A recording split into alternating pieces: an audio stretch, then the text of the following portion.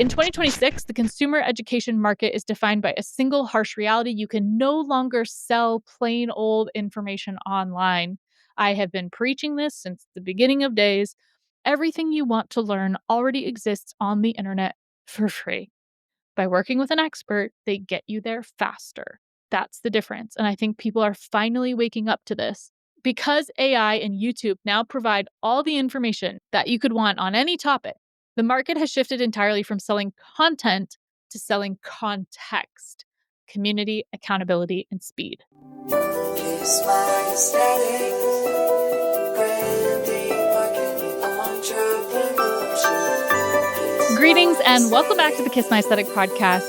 The holidays came early and I'm blessing you with not one, but 2 episodes dropping today because I had to squeak out this 2026 trend predictions out the door before the new year. So if you're traveling this week and you are commuting for the holidays and you're throwing on this podcast, it's your lucky day because this is one of my most researched, most hotly anticipated episodes of the entire year. And something that I take a lot of pride in putting together. There's probably over 20 hours of research and 15 hours of writing that went into compiling this entire piece of content, which is now live on mkwcreative.co/blog. The 2026 trend predictions, aesthetics and ventures you're about to see everywhere this next year.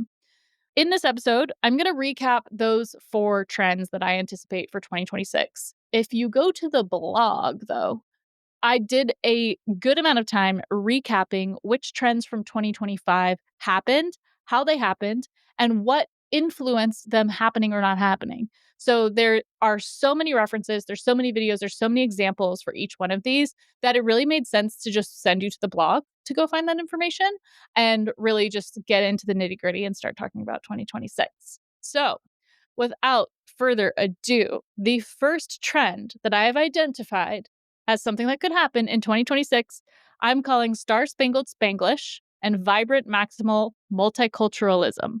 Say that 10 times fast. At this point of listening to the podcast and being exposed to my content, you know that this is going to be political. Design is political. Art is political. Entrepreneurship is political. So it should really come as no surprise that we're going to bring the spice with this first trend prediction. To understand what this actually is, let's first look at what this trend is not and why it's happening right now. To me, this trend is best described by what it's a rejection of. This trend is a rejection of white supremacy, a rejection of regressive conservative politics, cough, cough, tradwife. And on a lighter note, a rejection of millennial gray, Pantone color of the year being white, and the clean girl aesthetic. We've anesthetized ourselves from flavor, from color, and from ornament. It's why all the coffee shops seem to look the same, why we're falling victim to, quote, Netflix lighting, and why all fast food chains have kind of just become big gray boxes for max profit and conformity. The thing about ornament is that it takes time, and it's often embedded in so much culture and tradition. Enter what I'm calling Star-Spangled Spanglish and vibrant maximal multiculturalism. My hope is that this cultural pendulum swings once again, away from white supremacy and white conservatism towards a new era of embracing multiculturalism and intersectionality. If you're a millennial and you're old enough to remember, this was like kind of the Barack Obama Hope Corps of 2008. Star-Spangled Spanglish starts sparking with Bad Bunny's Super Bowl halftime show happening in February, which is the first time that the Super Bowl in its 60-year history will host an artist that exclusively performs in a language other than English. This is huge. It's also sparking a lot of controversy as 74% of Democrats approve and 63% of Republicans disapprove, so much so that Turning Point USA is hosting their own version, yawn, of their Super Bowl halftime, All-American halftime, or whatever they're calling it.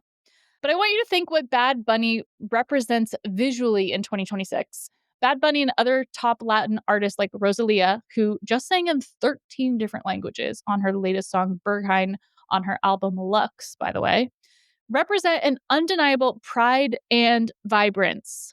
The multicultural influence is palpable, from their musical influence to personal fashion to set design to album art to political activism and beyond.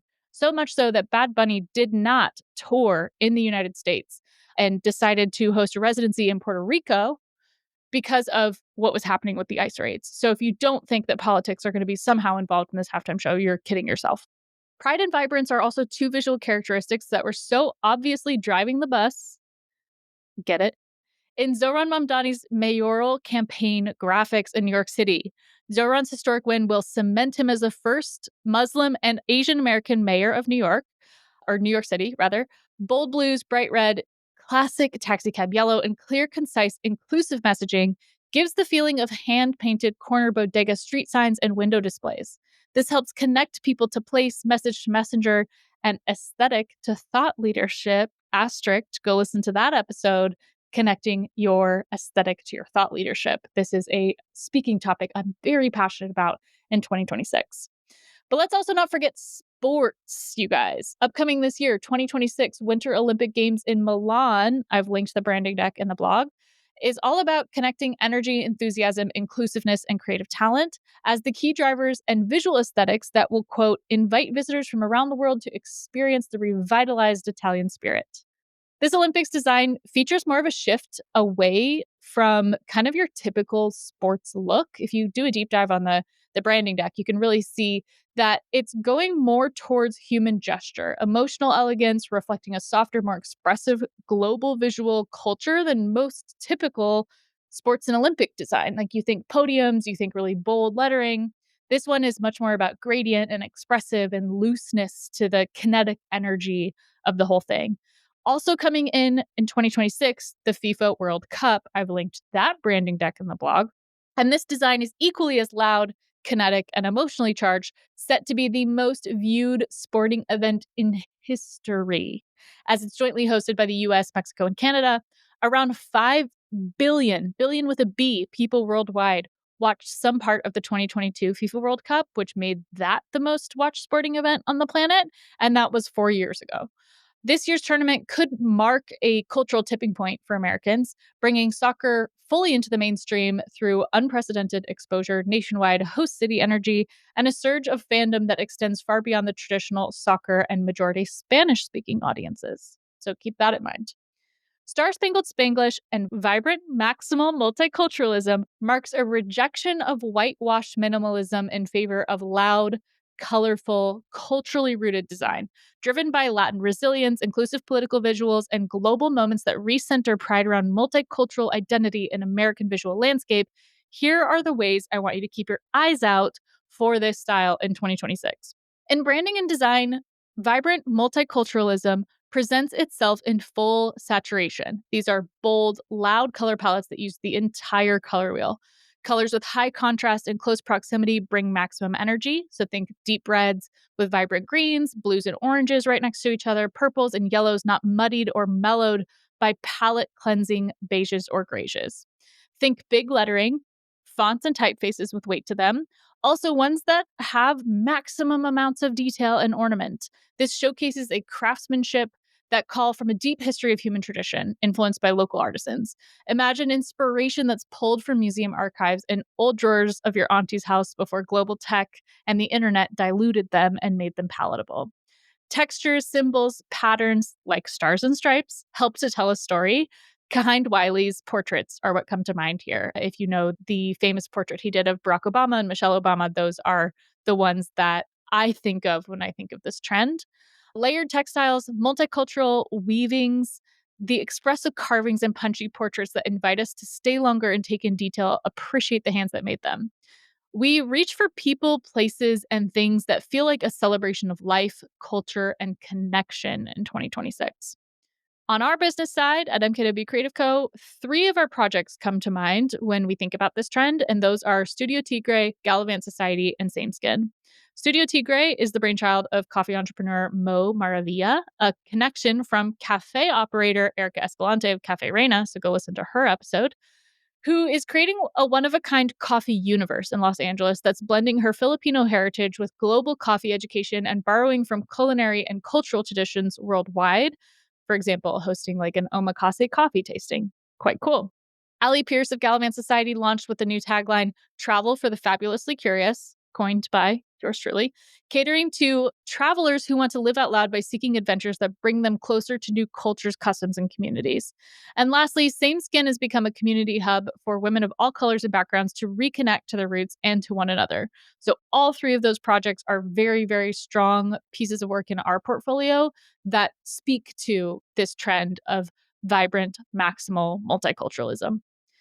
In the photo video sense, if I were to creative direct a photo shoot for this trend, I'd channel photographers like Campbell Andy, Raphael Pavarotti, Dana Scruggs, Alex Webb, and Rebecca Norris Webb for their combination of like bold visuals, but beautiful contrasts. Like there's a really clear story being told in all of their imagery that highlights the person. It highlights what makes them unique, and it really shows a great depth and variety of humanity, which I think is really beautiful.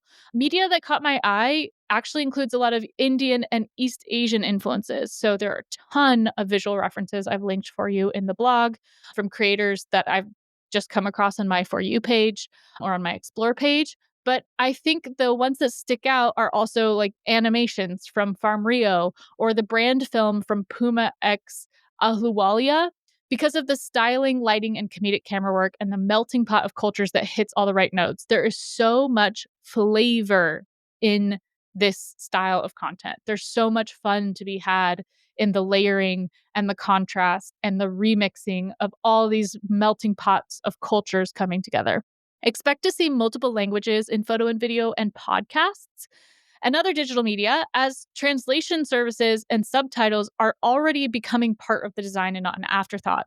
There's an article that I pulled here about how most of Gen Z watches their content with subtitles already. So international films, international content, international podcasts, I think are also going to be on the rise. In print, out of home, and in person, the physical manifestation of vibrant multicultural maximalism comes through in signage.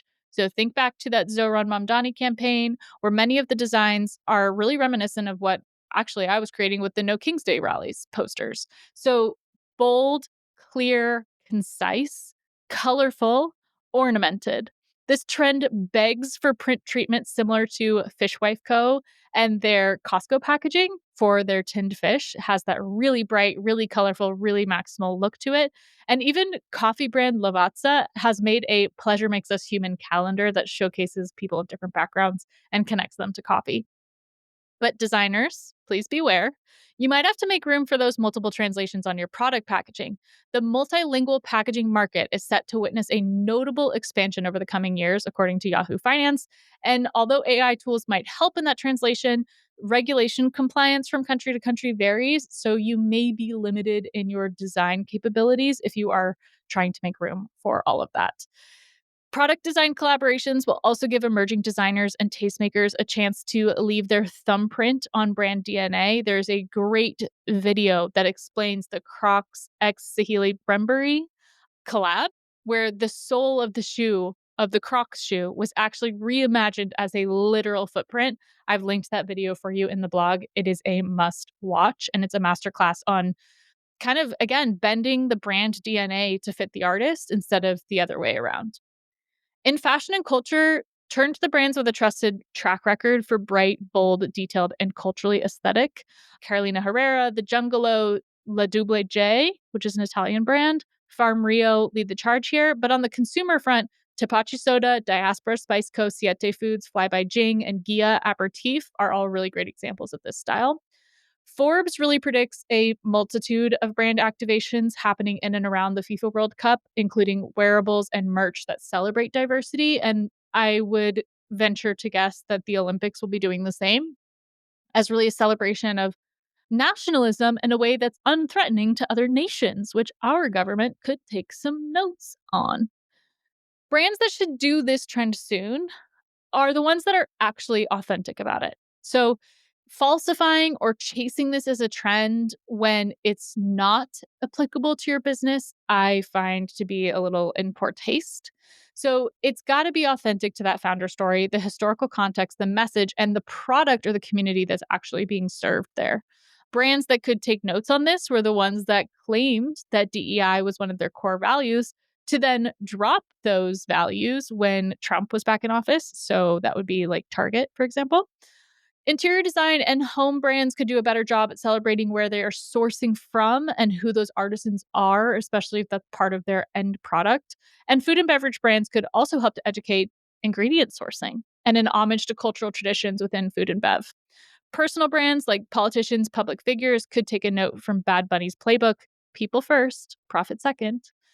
And if you want to tune in for more information relating to this trend, I want to recommend 2 podcast episodes to you. That's episode 201, Building a Global Brand with Shay Bakani, and episode 234, Self-Loyalty and Business Success. Those would be great kind of continued reading on this topic. Also upcoming, I will be having Mo of Studio Tigre on the pod, and she'd be a great resource for figuring out how to blend multiculturalism into brand mission and values. So keep your eyes and ears out for that. So that summarizes trend number 1, Star-Spangled Spanglish and vibrant maximal multiculturalism. A mouthful. Trend number 2 is fun because it's out there. I might get some eye rolls or some yeah rights out of this one, but I really do see the seeds being planted for trend number 2, which I'm calling medieval Romanesque revival. So gather around, ye lords and ladies. We're going to go back in time. At first, you might think that this trend sounds more like Halloween than happening, but I'm here to point out that some striking similarities between the medieval period and modern times. Remember, everything is political, art is political, all of this is political. So, art history hat on, medieval era was structured on feudalism, which is a rigid system where land was power. Lords owned the land, the peasants worked the land, and the peasants were about 90% of the population, if you see where I'm going here. In the medieval period, also known as Middle Ages, it generally spans from about 500 AD to 1500 AD. So it's 1,000 years of time in European, specifically, history. And this is right when we had the Black Plague, which is between 1347 and 1351, that killed about 30 to 50% of the population in a few years. Sound familiar? Themes of power consolidation, economic stratification, and institutionalized information gatekeepers led to technological asymmetry. Sound familiar yet again?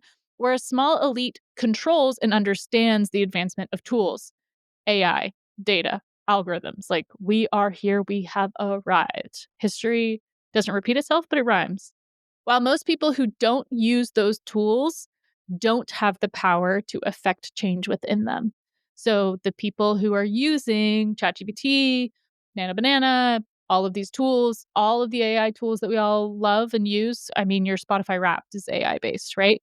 We don't particularly have the ownership of those things, right? So posting on social media, you don't own the way that the image gets distributed.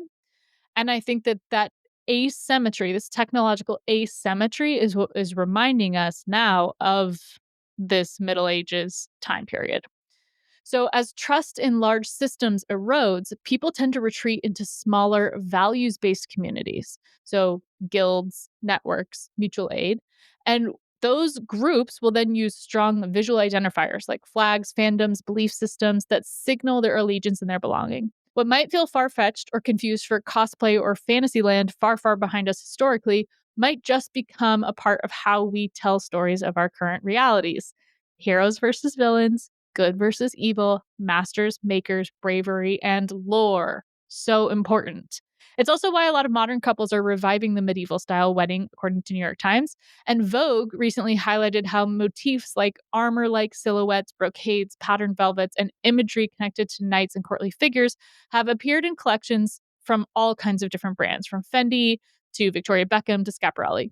This trend also piques our interest in symbolism, mysticism, and more eyes than usual on Catholicism, thanks to a new American pope that was elected in May of 2025.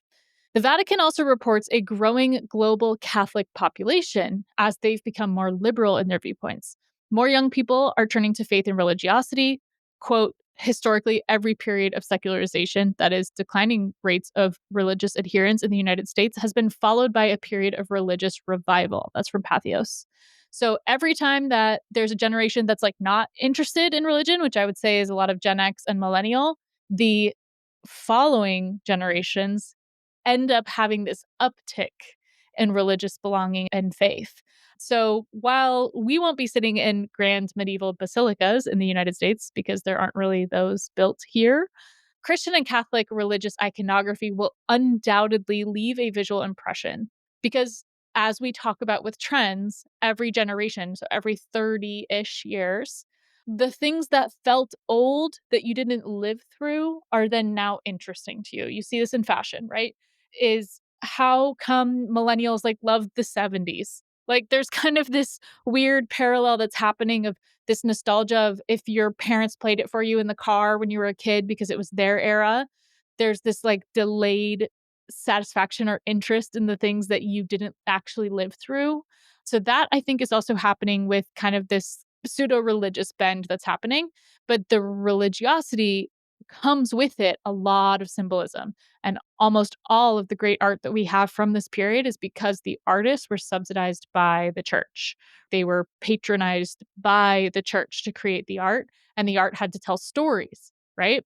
So those stories also had to exist because people were illiterate. So we had to find a way to communicate that to the audiences, which I talk about later in this trend. Culturally, themes of medieval debauchery circle back around every generation, like I mentioned. Monty Python and the Holy Grail just turned 50. Braveheart just turned 30, and Shrek is turning 25 in 2026. And yes, we are all that old. In modern entertainment, season 3 of Game of Thrones House of the Dragon is expected to premiere early summer 2026. And most likely June 2026, a Knight of Seven Kingdoms Game of Thrones prequel hits HBO, bringing themes of feudal inheritance, bloodline obsession, lords, bannermen's allegiance, land as power, ritual, heraldry, symbolism. So I think I've made my case for why this trend might exist. On a branding and design side, medieval revival is easy to spot. Its key visuals are driven by the materiality of wood and stone and iron and velvet and wool, leather, right? Like you can see it in your mind. The color palettes are usually earthy, muted browns, reds, golds, greens, and blues. Its handmade construction is imperfect, rudimentary, and Romanesque. And subjects are deeply hierarchical with highly embedded symbolism. This is important. You can think about everyone likes to compare kind of like modern emojis to hieroglyphics, but I would even go so far as to say that emojis are really similar to the way that medieval ages they would use symbols, suns and vases and animals and plants as all symbolizing different things because again, it was a way to visually communicate story. A medieval Romanesque revival aesthetic features castles, villages, monks, manuscripts, peasants, armor, sword, and shield yielding knights depicted in tattered tapestries. But beyond grand storytelling, there's a humility to its design. It is not dainty, it is not frilly or pastel. It is strong, it is tough, it is weathered, and it is historical. I don't want you to think Princess in the Tower. I want you to think knight in shining armor. When we think medieval, there's a roughness to it. It's not polished. It's not rococo, which would be like the opposite, right? With like all these bows and all these like dainty little ballerinas, pearls, bows. That was in our 2024 trend prediction, if you can believe it. And this is really kind of going back to almost this like brutalism of the Middle Ages. Again, drawing the parallels between where we're at in 2026 and what was happening culturally, societally, anthropologically in these Middle Ages. So a brand from our portfolio that actually carries a lot of these qualities is Amador Wine Country. So we have not shared that rebrand yet. It is coming soon. It is coming in January. But we pulled a lot of inspiration from traditional European winemaking traditions, especially in the Spanish and Italian regions, which called back to a more recent medieval revival. So the last time we had a pretty strong medieval revival was the 70s. And I've linked a video that explains that more in the blog. But think about like kind of the lino cut style etching illustrations, textures like oak, steel, stone, and iron. What we created for that brand was really like an earthy, rustic, honest, it just is what it says it is, which is good wine for honest people who work the land and enjoy the fruits and the fruit juice of their labor. In a photo and video sense, this is where it starts to get a little tricky, right? Because at this point, the camera has not been invented. But we can point to archives. And I think something a lot of designers and creatives overlook is your opportunity to use museum public archives in your work. So medieval Romanesque revival is visually going to tap into that Getty Museum look and feel that has shared so many of their medieval books, medieval illumination series, even medieval memes are kind of having their moment of these kind of roughly drawn reaction gifs are kind of popping back up as just a visual language to communicate a feeling, right? So the medieval Romanesque revival sounds like, which is an interesting way to think about photo and video here too, the new Florence and the Machine album. Like Everybody's Scream, which dropped on Halloween, or Rosalia's Lux, which is nicknamed as a god-haunted masterpiece, is a really cool way to think about channeling this like medieval Romanesque kind of style. It has kind of this haunting church chorus kind of banjo, not banjo, but the guitar that's shaped the like very medieval looking one. You know what I'm talking about. It's linked in the blog. But there are lots of ways to pull this through to your brand if it makes sense. And one of those would be through print, out of home, and in person. Immersive fantasy takes root in medieval times events, Ren fairs, and concerts in 2026. Esquire did an entire interest piece on the very peculiar and wildly popular world of armored medieval combat. So think WWE, but people in medieval wear. And one of Scandinavia's biggest medieval events featuring jousting markets and workshops happens in August. That's called Medieval Week Gotland. Many US states are also starting to host their own versions of this. Millions have watched medieval time themed dinners gain popularity on TikTok. And Eating Like a Medieval Peasant from the creator at Eats History is a video that got way more views than you would ever think. When it comes to print design, we need to remember again that the medieval period predates printing press. There's not even a printing press yet. So anything print is actually a handmade art object. Text was copied by hand, and the marginalia, or the notes that go around the illustrations of the sides of the edges of the blocks of text, were really common practice. So I think this is, again, if you are going to make a print piece, can you fill it to the nth degree with ornament, with art, with notes and footnotes and details that really make it something worth holding on to and not just an ad that's one big stock image in a sentence. Like, I think this is the opposite of that. Remember that the vast majority of people could not read or write. About 5 to 15% of the population in the Middle Ages in the medieval period could read, and that was reserved for nobility, clergy, and the high court. Art, illustration, frescoes, stained glass then become the visualizers for stories and fables. An example of a brand that does this particularly well is the apothecary and fragrance house Santa Maria Novella of Florence, Italy. I was just recently there. I bought one of their perfumes. It comes delivered to you in packaging that looks like a book that you open up and unfold. And there's so much information and history and storytelling happening within that, and illustrations. They have all of the scent notes illustrated, and it just kind of becomes this whole experience to own the art object that is otherwise discarded. In fashion and culture, fashion houses and decor brands have already started embracing the medieval influence, like House of Hackney, Dulcet Ghost, who posted a medieval apartment inspiration. Artist and designer Frida Leopold, who makes historical garments that are a blend of historical elements with modern fashion. Chrome Heart is a masterclass in this with their very iron heavy medieval imagery, symbolism, all of that. And almost all of my homework for this trend was really summarized in Chloe York City's video, which is a fashion roundup of medieval inspo, who posted it after seeing 100 Nights a Hero, which I have not heard of, but kind of went on the deep dive about, which really shares this medieval peasantry kind of like look and experience. Honorable mention here for the ahead of our times trend and tastemaker Chapel Roan, who was dressed as Roan of Arc for the 2024 VMAs.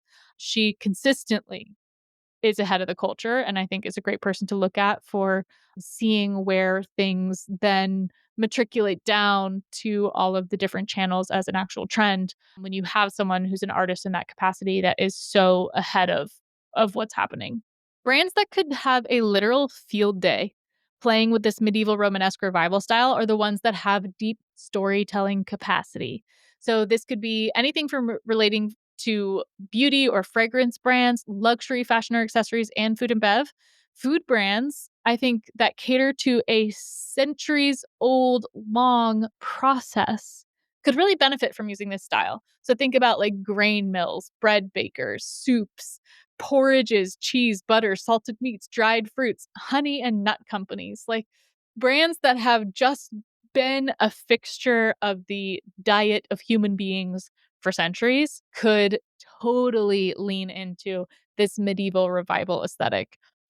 Guilds and apprenticeships could totally harken back to this bygone era with all of the smiths. So think silversmiths, leathersmiths, woodsmiths, cobblers, like any of these professions that really talk about like the handmade individual object, I think could benefit from kind of pulling inspiration from this medieval period. And then lastly, I put, what is CrossFit if not a wannabe medieval mercenary training center? Like, what the hell are battle ropes? And what a mind bend it would be to reimagine fitness as this kind of more gritty, based in actual like working the land and not just throwing weights around a gym kind of style, which CrossFit starts to do, but misses the mark. I think fitness has definitely gone so bougie that there's kind of this return to basics trend maybe happening. Who knows? To be determined on that one. So that summarizes medieval revival, medieval Romanesque revival trend. Again, all of those links are for you in the blog, ready to go. Without further ado, trend number 3, community curator and the niche retreat, aka the fourth space. I could drool thinking about this topic because it summarizes so many things that I'm so passionate about and so many, again, reactions to the way that the world is going that this gets me excited. And I pulled a lot of statistics for this one. So, after a decade-long run as the tastemakers of the internet, we know that influencers are starting to lose their influence. Recent stats shared show that 45% of people between 13 and 22 say influencers just don't have the same power that they used to. But without influencers telling us what to wear, eat, buy, shop, or vacation, how the heck are we going to know, right? That would be the sarcasm. Time to make room for the normies. About 53% of people are more likely to trust recommendations from regular people online who they do not know rather than creators with large followings. Interesting, interesting. Organizers at the helm of communities now become the new influencers. And here's why. Thanks to the internet, people with niche retreats can now find each other. Think about Facebook groups, TikTok trends, Instagram accounts, Reddit threads dedicated specifically to a niche interest. Members of said communities want to connect in real life and they will look for community curators and hosts to host them, right? Enter what we're calling fourth space. I did not come up with this term. I did the research. It's linked in the blog. If your first place is home, your second place is work, which is becoming a looser definition because many of us work remote. Your third space is your social space, of which we are severely lacking in our culture. A fourth space then becomes, quote, an architectural blueprint for connection and a blended reality future. It's where online interests meet with each other offline. So, for example, a book club that hosts a retreat in a cabin. This is our client, Bad Bitch Book Club, and their reading retreat summer camp that got featured in the New York Times this year. A women's only culinary retreat in Portugal, a coastal run club that meets at a coffee shop. Research shows that 95% of Gen Z are interested in exploring their online interests through in-person events. 95%.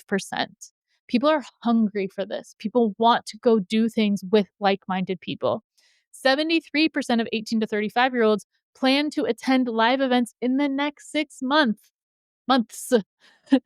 And a whopping 45% of people surveyed cite that belonging and identity as key motivators for joining communities. So people are going to go to events. They have expressed interest in wanting to go to events, and they cite belonging and identity as the key motivators for the type of events that they want to go to. So it's not just about a brewery hosting a happy hour anymore. It's, can the brewery host a Dungeons and Dragons themed once a month meetup for this group community that exists online that does a tour of all the breweries in the area and meets at a different place every month. That's what I'm talking about. So people are looking to bring their parasocial online relationships to real life social ones, the URL to IRL movement. Specificity is crucial here. And it's not just about general socializing, but about connecting deeply with like-minded individuals around shared, often niche interests, significantly enhancing potential for authentic bonds as compared to more diffuse interactions with traditional third spaces. So again, it's not just enough to have a coffee shop, to have a concert, to have a meetup, to have these events. It's about, can we do yoga for people who love rescue dogs? Can we do wine night for single moms whose kids are with the other divorced parent? It sounds ridiculous, but the specificity is really what's going to help seal the deal on creating community. And these kind of quote and breakdown is all coming from Trend Horizon, which says that by 2035, fourth spaces will redefine connection by prioritizing why we meet over where we meet. So the community curator role is about platforming the expert host. So platforming the expert host. My prediction is a lot of people are going to be willing to travel to do this. So imagine a marine historian who hosted an Indonesian Spice Island tour. That's linked. A medical practitioner that hosts a menopause wellness retreat. That's linked. Imagine a fashion expert's guide to vintage buying in Paris, or an archaeologist's expedition through ancient ruins, an astronomer's cruise on the Nile to see the stars over Egypt. 3 of those 5 examples all came from National Geographic's top 10 expert-led trips to try. In this world, chefs, historians, designers, curators, professors, sommeliers, hobbyists, historians, anthropologists, librarians, and craftspeople become the tastemakers, finally, because they actually host communities instead of strictly creating content and using community as a dirty word for really their followers or their cult. At a time when the Trump administration is undermining and defunding colleges and universities, expertise in a field via education and lived experience becomes more rare. As a culture, we are really hungry to learn among like-minded people and from those that actually know what they're freaking talking about. I know I'm preaching to the choir here because I'm talking to myself. Contrast this again with the pandemic get-rich-quick schemes. These are not online educators. They are not course creators. The marketplace era of selling a $47 course on a general topic is declining. That era is done, and thank goodness. In 2026, the consumer education market is defined by a single harsh reality. You can no longer sell plain old information online. I have been preaching this since the beginning of days. Everything you want to learn already exists on the internet for free. By working with an expert, they get you there faster. That's the difference. And I think people are finally waking up to this. Because AI and YouTube now provide all the information that you could want on any topic, the market has shifted entirely from selling content to selling context, community, accountability, and speed. Completion rates for standalone self-paced courses have stalled at less than 20%. So if you bought a course and you didn't take it, talking to you. Often lower for cheap courses. So microlearning on TikTok has now superseded that, with lessons between 5 to 10 minutes making up over 60% of all e-learning content consumption. People are not learning by online courses. They are learning by watching videos on TikTok, and I am one of them. I'm not taking your course on how to make sourdough bread. I'm going to go on TikTok and find 14 different people teach me how to make sourdough bread, and then I'm going to figure out how to do it, right? So we don't want DIY anymore. We want thought leadership. We want the chance to connect, as evidenced by the 2025 rise of Substack and long-form editorial. The op-edish platform, moonlighting as an email newsletter alternative, now boasts 5 million paid subscribers and 35 million active users, with the top 10 authors on Substack collectively earning over $40 million per year. Total gross writer revenue is estimated to be at $450 million. This is just pointing to us that being an expert is what gets you paid, not being a salesperson, not being an influencer, not being a rep of a brand, but being an educated person that can talk about a topic is what's going to actually sustain you in information overload era. And connecting with community and collecting community together. Can you tell that I'm passionate about this topic? I want to scream. This is just it's absolutely scratching on all the itches. Remember, in order to be a good curator of anything, you need to have taste.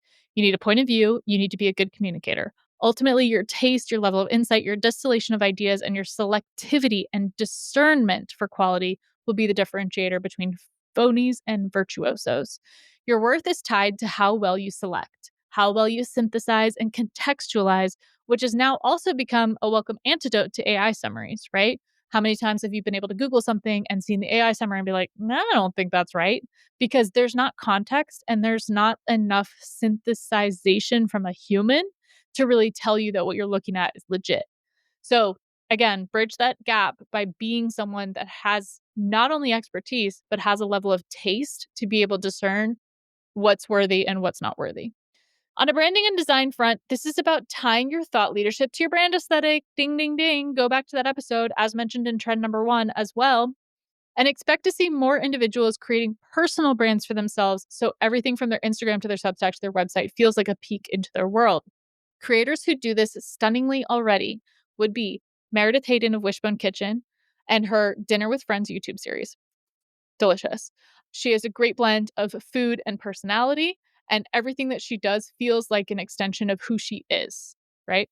Brittany Broski and Broski Report for her wide range of academic rabbit holes and her internet brain rot references. This girl must have 400 tabs open in her brain, but I wouldn't be surprised if either of them start to host trips, conferences, live shows, or meetups for their community in 2026, because who they attract is also an extension of who they are and what they care about.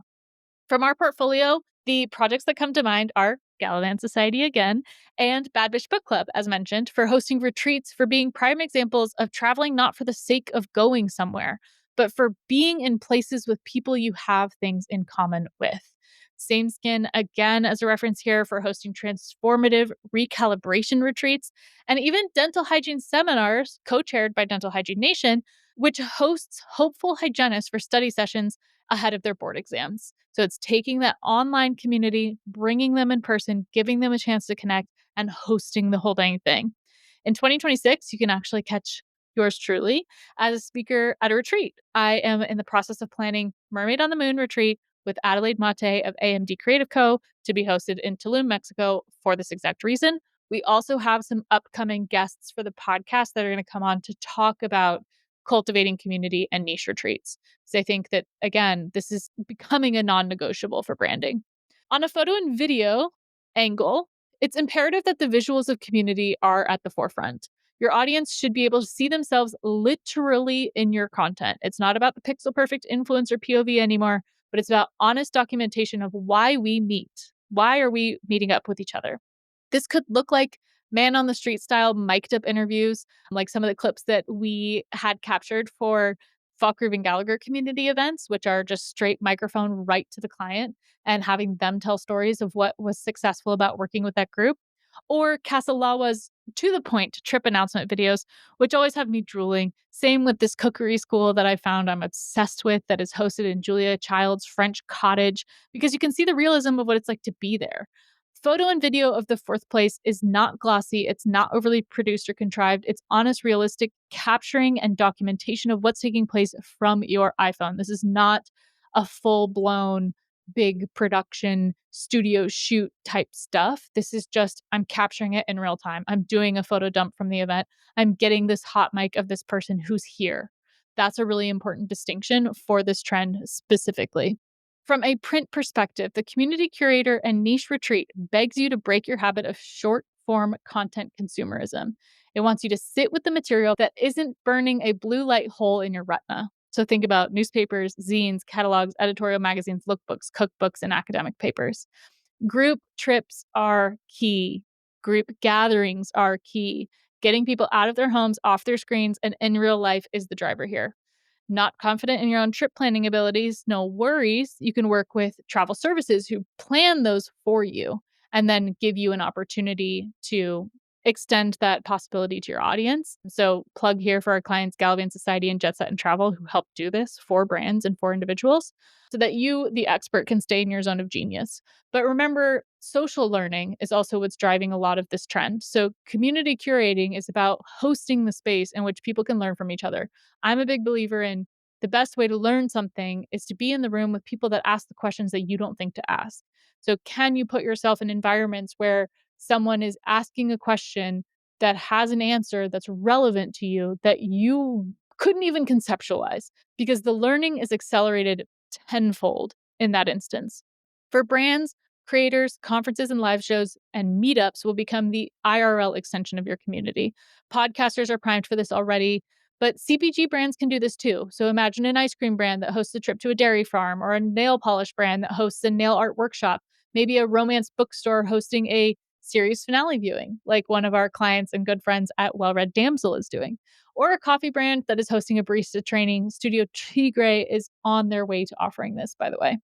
The best way to build your community is to serve your community. So consider how you can reward early adopters to your brand or business by giving them the exclusive. Earned access to events that the general public cannot access is a great way to continue to build brand equity. So as you climb up in the ranks of hosting great events, figuring out where you can create those tiered offerings to the people that are your OGs is always going to be the way to go. I'm a big believer in retention is more effective than recruitment. So keeping the clients that you have happy instead of constantly having to find new clients to make them happy is going to serve you in the long run. Again, we're all in the relationships business. We're all in the business of helping people. So retention is a lot less expensive than new client recruitment. There's 3 actually episodes on this topic that you can go back to. 229, why your brand needs a launch party. 235, concierge branding and community building. And 233, why in-person meetings matter. Those would all be great further reading and education on that topic. In fashion and culture, fourth space fashion and culture relies on the if you know, you know of it all. This is where merch is going to be key, right? We want to signal our membership or alignment with community through external signifiers, stickers, patches, bag charms, sweatshirts, baseball caps, flags, bags, backpacks, totes. The list goes on and on. For Galavan Society, we actually created silk scarves that you can only get by going on that specific trip. And without influencers dictating trends, people tend to dress to actually reflect their interests instead of following the fast fashion micro trend of it all. So the intellectual or cultural affinities have become the conversation pieces that create intrigue. The look of the host is really important here. And again, I'm going to link back to that styled to lead intersection of aesthetic and authority to think about how you portray yourself and connect your ideas to your visual presentation. So it is confident, individualized, opinionated, and repetitive. Repetitive is key. Repetitive in silhouette, in color, in texture, and pattern.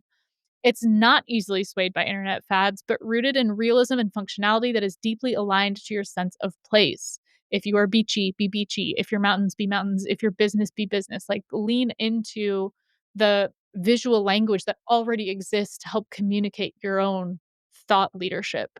It begets genuinely functional items that make sense of the why you're doing what with whom. So, again, genuinely functional items in fashion and culture that help to make sense of why you're doing what and with whom. This is basically just living your mission statement. So, living your mission statement as an individual, as a business owner, is key here. So, think about the apron that you use for the cooking class or the ceramics residency, the prayer bead necklace from the spiritual ceremony, or the journal from a writing retreat.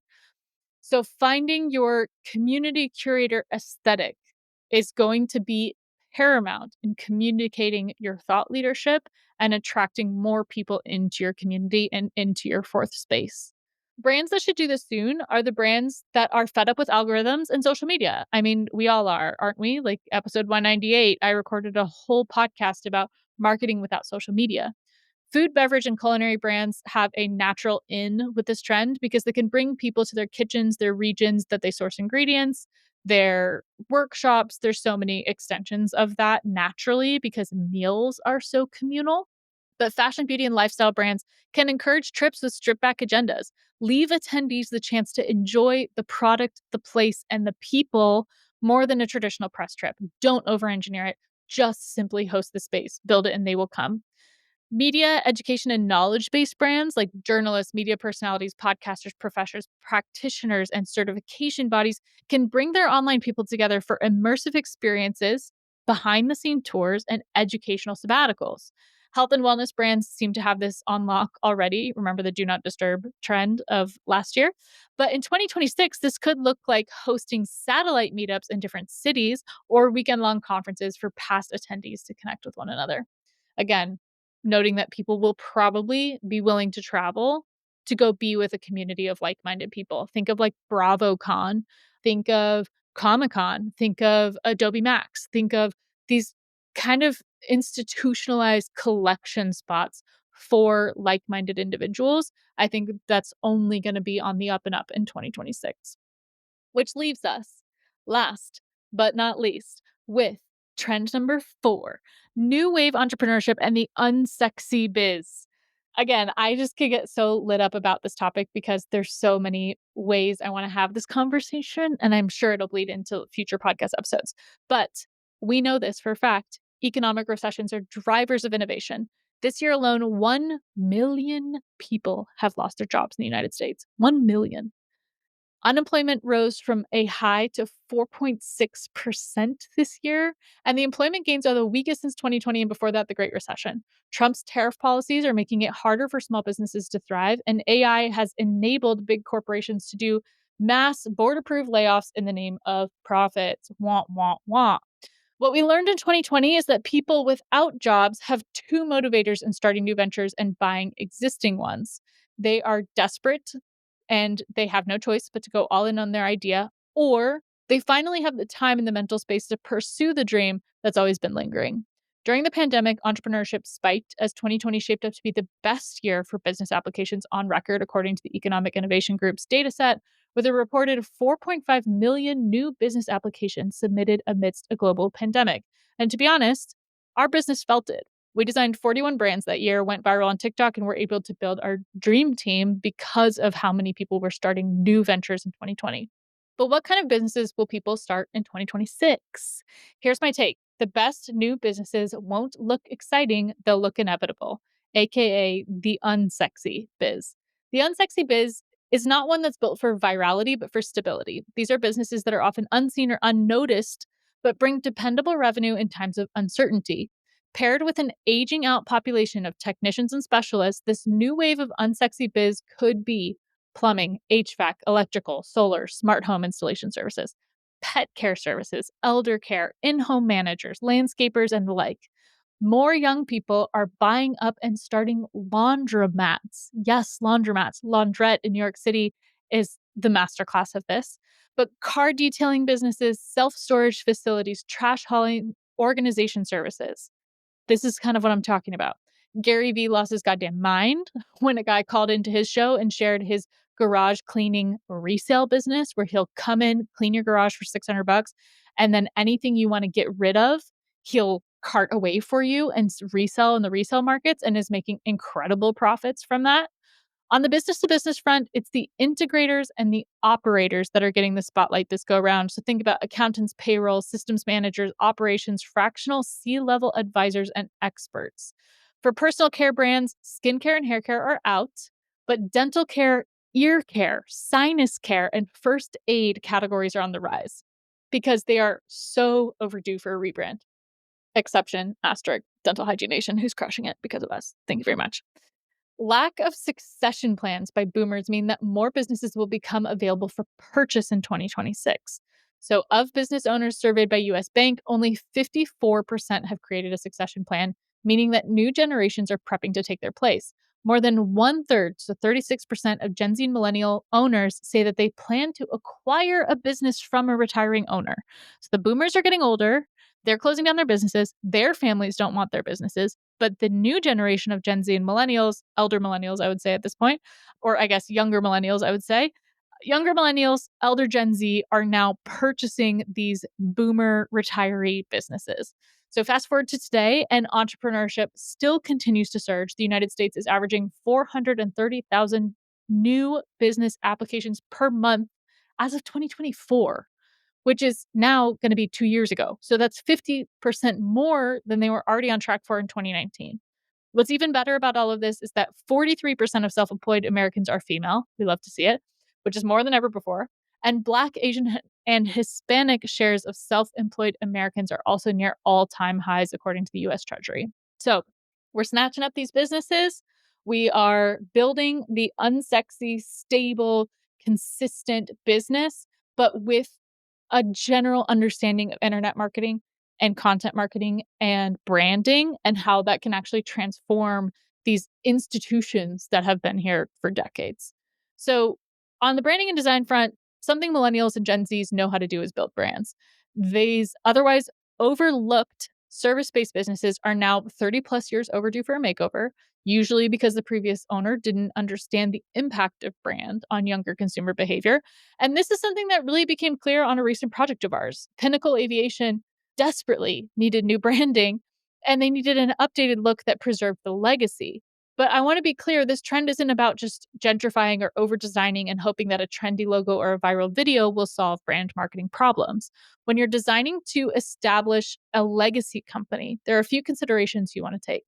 You build trust when you honor your roots because the business advantage that you have over competitors is consistent history. Consider the rebrand of an Unsexy biz as an upgrade and not as an overhaul. So we're not scrapping everything. We're not saying back to the drawing board. We're going to redo this whole thing.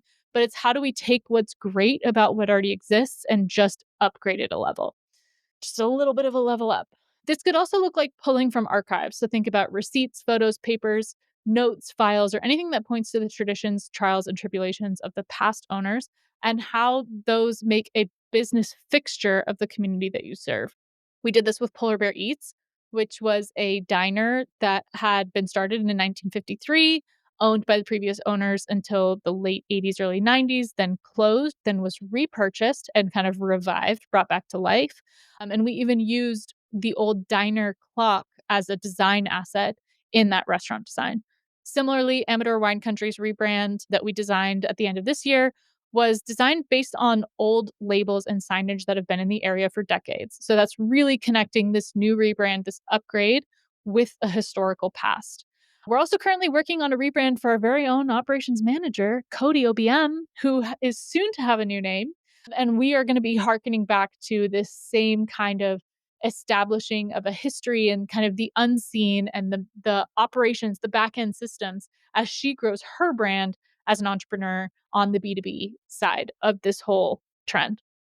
A good branding partner in this type of venture will know what it needs to make this work. Making sure that you're investing in rebranding when it makes sense is key here. So make sure you tune in to episode 241, which covers the 10 most common rebranding questions answered.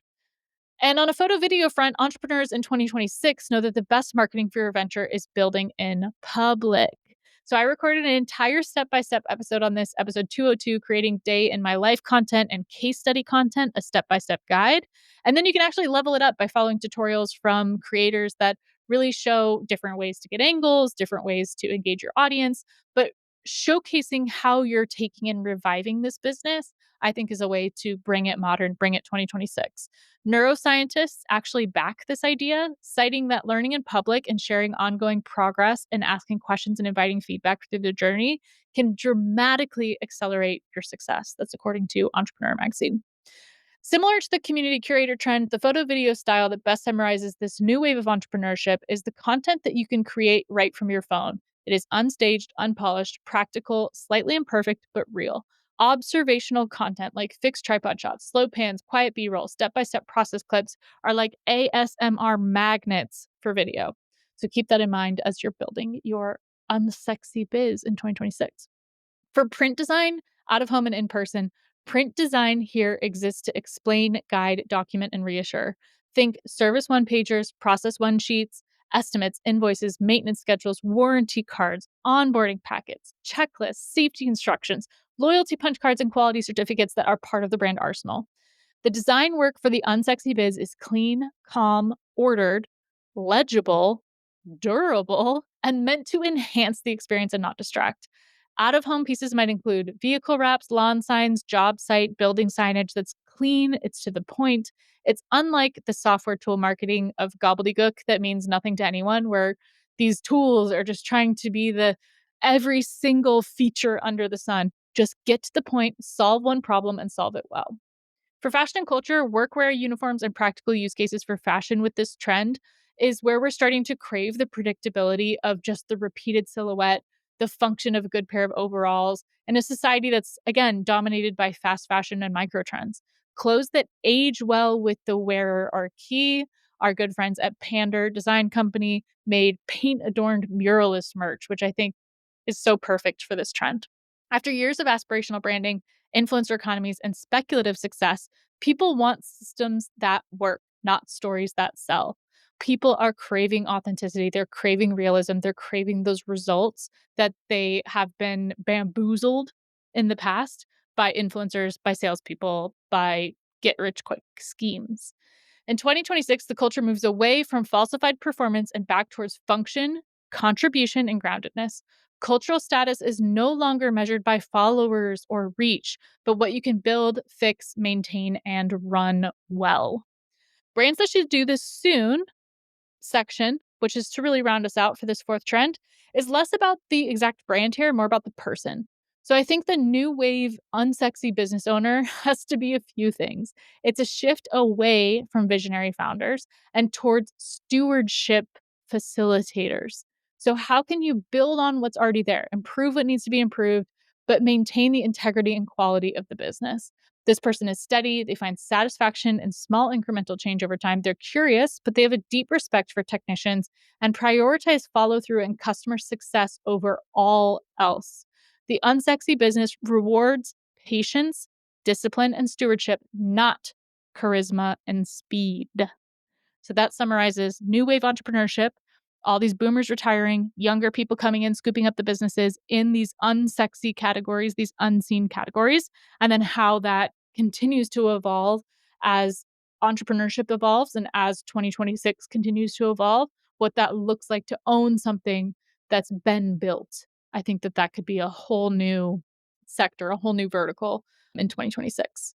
So, in conclusion, to wrap it all up, if there's a common thread stitching this chaotic quilt of 2026 predictions together, it's a collective screaming rejection of fake, filtered, and algorithmically generated.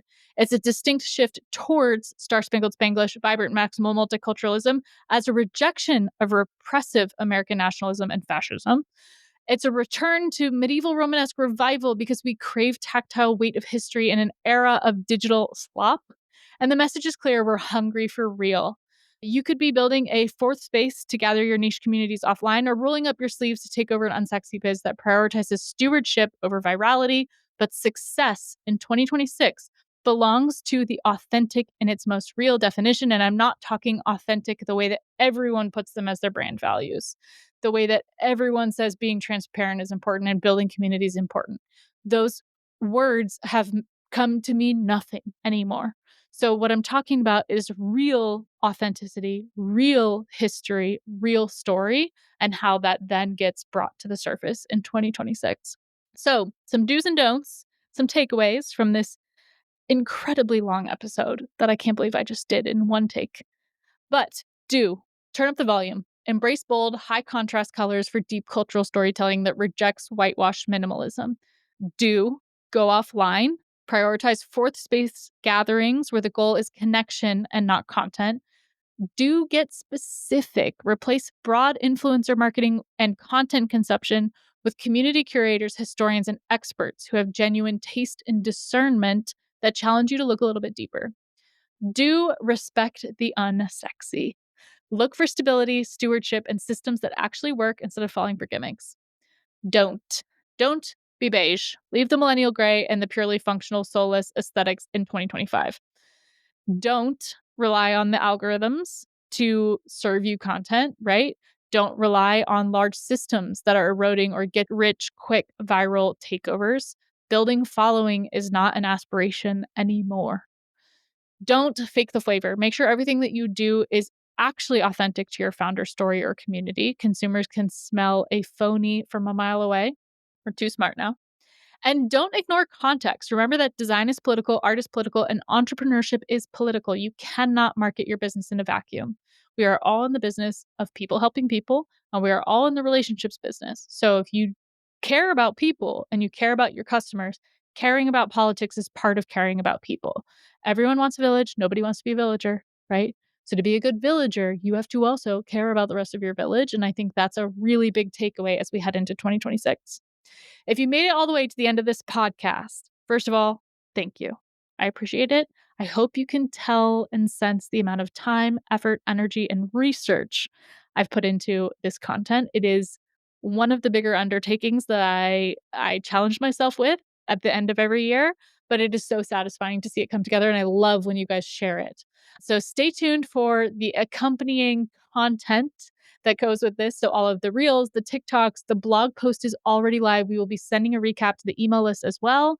Make sure that you're following us on YouTube, anywhere you listen to podcasts, everywhere that you are on social if you're on it. And keep your eyes and ears out for maybe some real life fourth space stuff happening as an extension of the podcast in 2026. I think we're overdue for it. If you're looking for help with your brand next year, we would love to help you. So please don't hesitate to reach out, mkwcreative.co. That's it from me. Another one done. We'll see you for the trend report next year. Hopefully you listen to the podcast between now and then. Catch you later. Bye.